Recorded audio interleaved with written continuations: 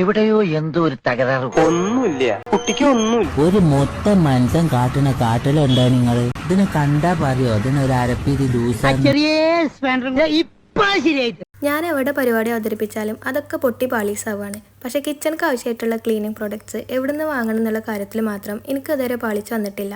എൻ്റെ വീഡിയോ കാണുന്നവർക്കറിയാം ഞാൻ സ്ഥിരമായിട്ട് ഇവരുടെ കയ്യിൽ നിന്ന് തന്നെയാണ് കേട്ടോ ഡിഷ് വാഷും ഡിറ്റർജൻറ്റ് ലിക്വിഡൊക്കെ വാങ്ങിക്കുന്നത്. അന്ന് ഞാനിത് ഉണ്ടാക്കുമ്പോൾ ഇതിന് 2-3 സ്റ്റെപ്പൊക്കെ ഉണ്ടായിരുന്നു കേട്ടോ. പക്ഷേ ഇപ്പം അങ്ങനെയല്ല, എടുക്കുക, ഒഴിക്കുക, കലക്കുക, അങ്ങനെ വളരെ സിമ്പിളായിട്ട് ഉണ്ടാക്കാൻ പറ്റും കേട്ടോ. അപ്പോൾ ഞാൻ ഇന്ന് ഉണ്ടാക്കുന്നത് ഡിഷ് വാഷാണ്.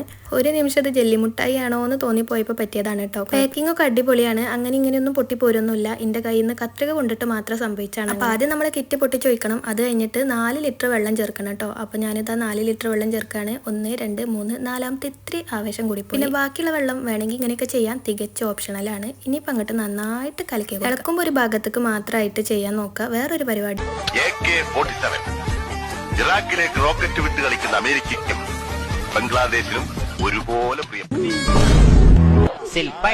അപ്പോൾ വല്ലാതെ ഓവറായ ഇതേപോലെ ഡ്രസ്സൊക്കെ കായിന്ന് വരും. അതൊക്കെ നമ്മൾ തന്നെ അങ്ങോട്ട് സഹിക്കട്ടോ. ഇനിയിപ്പോൾ ഇത് 5 മണിക്കൂർ റെസ്റ്റ് ചെയ്യാൻ വെക്കാം. 5 മണിക്കൂർ കഴിഞ്ഞാൽ സംഭവം സെറ്റാവും. 1 ലിറ്ററിന്റെ കിറ്റ് ഉപയോഗിച്ചിട്ട് നമ്മളിത് 5 ലിറ്റർ ഡിഷ് വാഷ് ഉണ്ടാക്കിയിട്ടുണ്ട്. ഓരോ ലിറ്ററിന്റെ 5 ബോട്ടിലാക്കി ഞാൻ വെച്ചിട്ടുണ്ട് കേട്ടോ. ഇതിപ്പോൾ 4 ബോട്ടിലേ ഉള്ളൂ. ഒന്ന് ഞാൻ കിച്ചണിൽ ഉപയോഗിക്കാൻ എടുത്തിട്ട് വളരെ ഈസി ആയിട്ട് നമുക്ക് ഉണ്ടാക്കിയെടുക്കാവുന്നതാണ്. ആർക്കെങ്കിലും വേണമെന്നുണ്ടെങ്കിൽ ഞാൻ നമ്പർ താഴെ കൊടുക്കുന്നുണ്ട്. കൂടാതെ അയാളുടെ പേജും കൂടി മെൻഷൻ ചെയ്യുന്നുണ്ട് കേട്ടോ.